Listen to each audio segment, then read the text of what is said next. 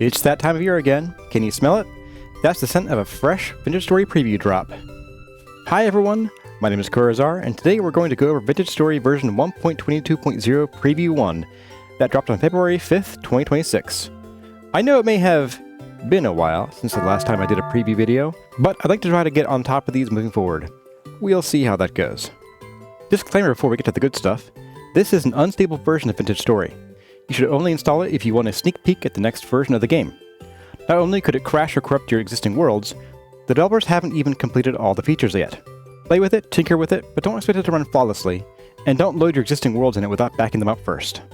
With that out of the way, let's get to it. There's an enormous amount of new content in this update, and we will be able to go over every change today, looking at you, bug fixes and tweaks. But we're going to go over as much of the new content as possible. Blocks, animals, interactions, and so on, and some of the gameplay changes that beginners will want to know, and veterans will really want to know so you don't get tripped up when your muscle memory takes over at the wrong time. 1.22.0 Preview 1 has something for everyone. For the builders and decorators, we have cabinets in every color of the rainbow, including colors that haven't been invented yet. They come in 3 stackable modular pieces. A bottom piece with feet, a middle or floating piece, and a top piece with a crown around the top to create a shelf. And if you don't want dust getting on everything in your shelves, come on with some doors and slap them on. You can mix and match, and we even have fancy glass doors so you can still see what's inside. To support these cabinets, the storage system has been massively upgraded, letting you pack a lot more placeable items into one square for storage, whether on the ground or on a shelf. You can now store more kinds of items this way, such as clothing and even small chiseled blocks on shelves as if they were items. If you'd rather show off your clothing, 1.22 has you covered there too. There's a new modular mannequin that lets you throw your clothes on it. Whether you're showing them off, keeping them wrinkle-free, or filling your storefront windows, these are a great addition. They come in 3 separate pieces, but you can stack them together into a full set. Oddly, the armor stand still only allows you to put armor on it, and you can't put armor on the mannequins. Weird, but there you have it. Also, the mannequins, unlike the armor stand, is a block rather than an entity, so you can't push it around. Although in 1.22.0 Preview 1, it does seem that the armor stands are just flat out broken. In fact, I can't even pick it up now. There are also a ton of other new blocks to build with and changes to existing ones. Sleek doors now look sleek, and they have glass in their windows. Oil lamps have been redesigned, and there are ladders in every color of the rainbow, and some changes to the stick and rope ladders. There are also 8 new storage vessels, an earthy orange ceramic color, and other sheets you can place on like wallpaper. As far as building materials go, we have a new rock type, travertine. It has a fairly limited texture that's unique among the other stone types, but it looks like the only resource you can find in it is flint, so don't go looking for copper in this stuff.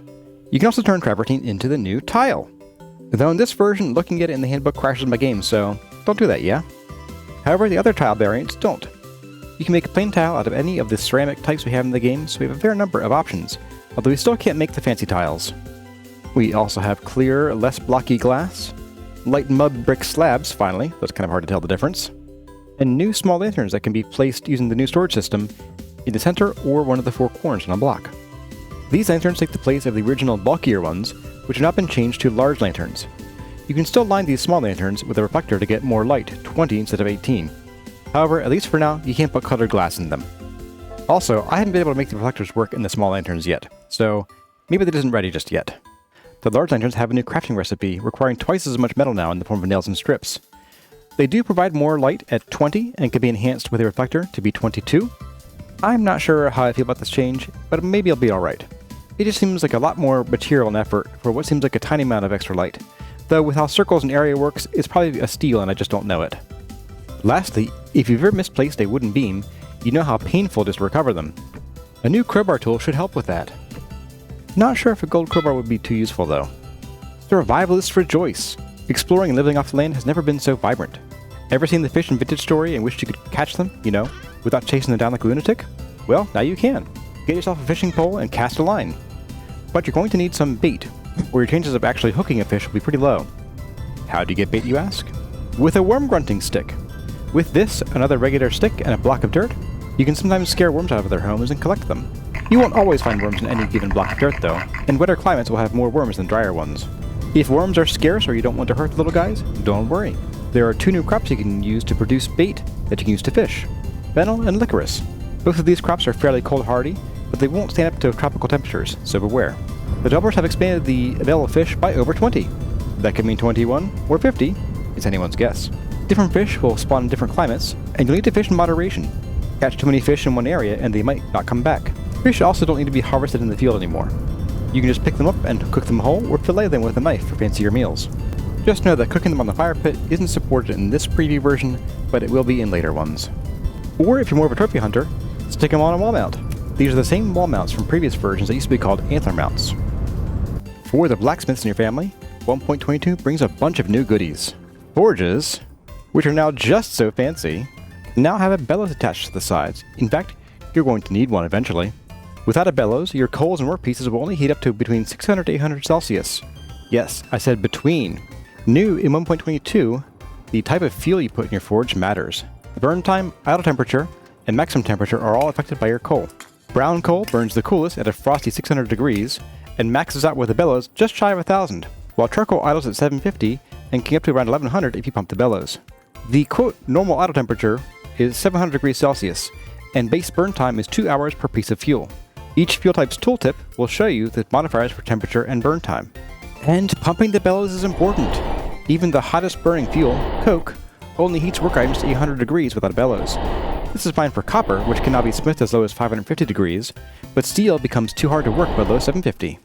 You also have your choice of bellows. So far, I haven't been able to tell much of a difference between them, except that the lowest tech one requires you to kill a bear.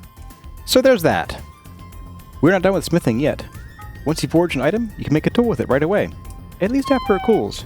That's right, no more insta-cooling your items by slapping a stick on it. You can't hold it anymore. But if you have time, patience, and more fuel, you can also quench and temper your item. Quench it naked to make it more effective. Shovel or mine faster with tools or deal more damage with weapons. But be careful, the more times you quench it, the greater the risk your item will shatter.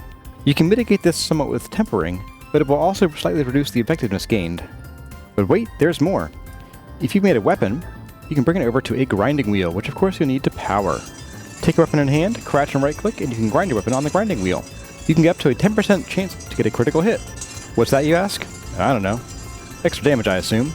This will cost a little bit with weapon's durability, and it looks like there's some kind of time limit on the sharpening before you have to redo it. Speaking of wind and water power, that's right, gearheads, there are big changes coming to how windmills work, as well as a brand new option in the form of water power. As of right now, the only thing the water wheel seems to be powering is the Vintage Story bug tracker. I can't get it to do anything except for crash my game. Windmills also got some love, a lot of love. They are a bit more expensive to craft now, requiring wooden beams in addition to their previous materials. And for those of you who love to make ridiculous towers of overlapping windmills, those days are over. Windmills need at least 50% more space around them than their blades take up. Without this buffer, they'll suffer a whopping 50% output penalty. This means that maximum size normal windmills need to have 15 blocks between the rotors. This one is no good, and this one over here is just barely far enough away. Corazar, did you just say normal windmills? Why yes I did. That's because there's a new sheriff in town. A large windmill. And he's totally metal! Yes, this windmill requires metal, specifically iron or better. These beasts require beefier and more expensive sails too, but they'll take up to 10 of them. One of these babies puts out as much power as 2.5 of the regular sized windmills.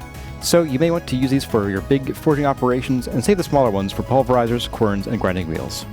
Mechanical-minded folks get a few more neat things too, such as spur gears, which allow you to reverse the direction of your axles and your transmission.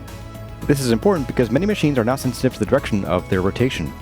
In addition, in-wheel axles have been added, although not in this preview version just yet, but they'll allow us to grind grain in our basement querns while still enjoying the preservation benefits of a cellar.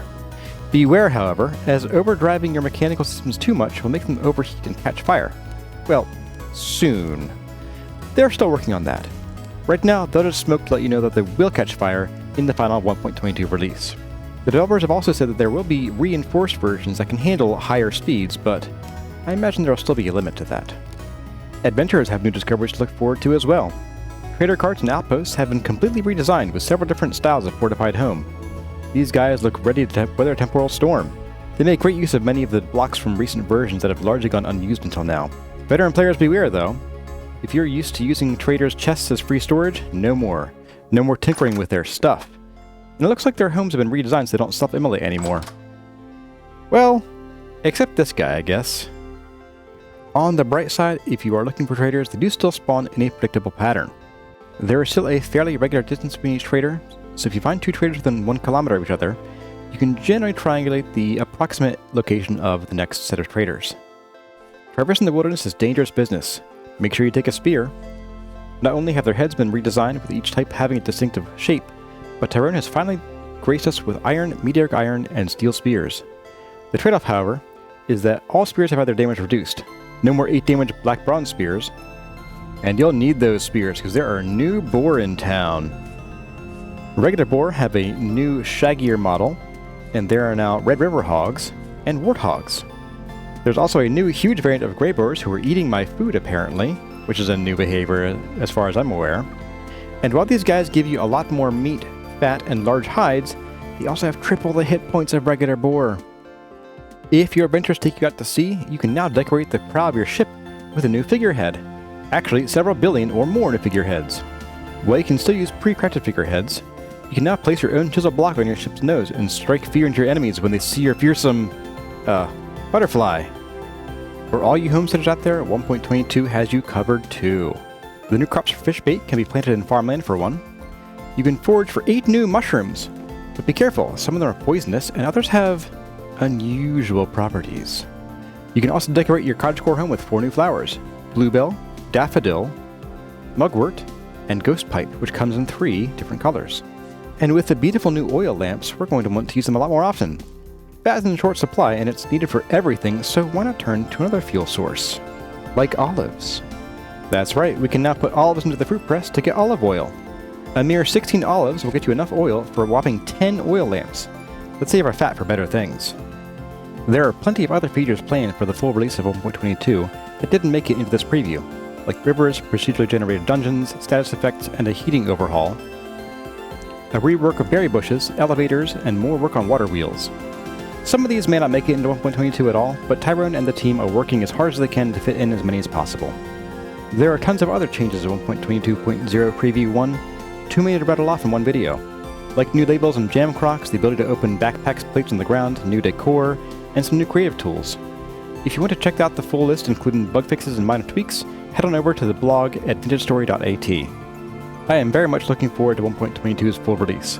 I hope you found this sneak peek interesting, informative, entertaining, or at least not eye-gougingly painful. I'm going to try to cover more previews in the future, though my track record is... well, let's not go there. Happy thoughts, happy thoughts. What are you looking forward to the most? What changes make you nervous? Let me know in the comments. As always, my name has been Corazar. Thank you all for watching, and I'll see you in the next one.